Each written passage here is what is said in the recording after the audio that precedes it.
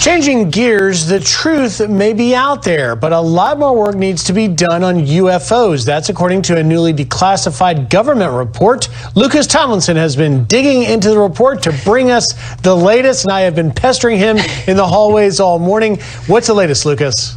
Good afternoon, Griff. This UFO report is likely to leave many people unsatisfied. The evidence is largely inconclusive. The U.S. government says it has little explanation for 143 sightings since 2004. The unclassified report from the Director of National Intelligence warns these unidentified objects clearly pose a safety of flight issue and may pose a challenge to U.S. national security.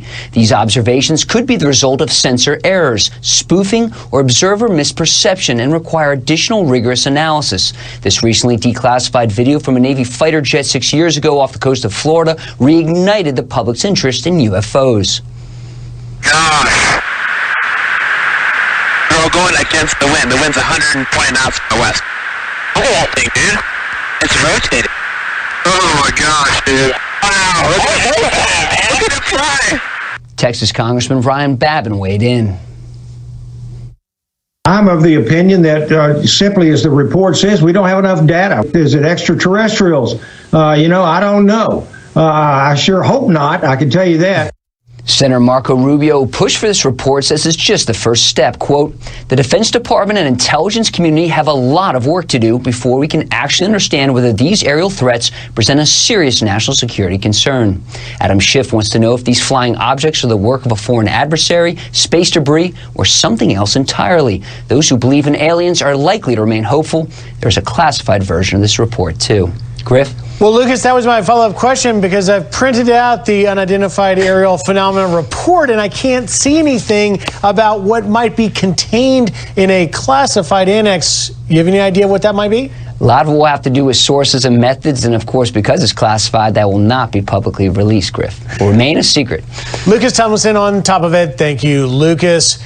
So, Jackie, what do you think? You've been reporting on Capitol Hill and everything else, but let's talk just about this UFO report. What are your thoughts?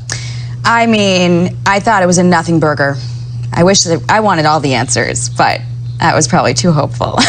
Well, listen, we've come a long way from the 2019 raid at Area 51, where a few enthusiasts gathered to charge the gates. You now have bipartisan members of Congress, as we just heard from Lucas, from Marco Rubio to Adam Schiff, trying to get to the bottom of this. And really out of this report, which I will confess I read frontwards and backwards, does point out that of roughly 143 encounters since 2003, they can't rule out the existence of something possibly otherworldly, if you will.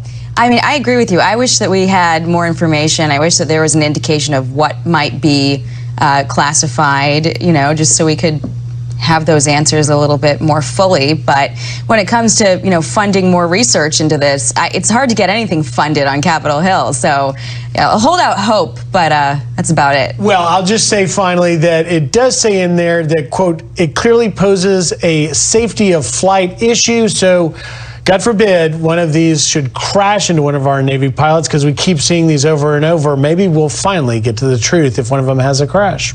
Oh, gosh. Well, hope it doesn't come to that. All right,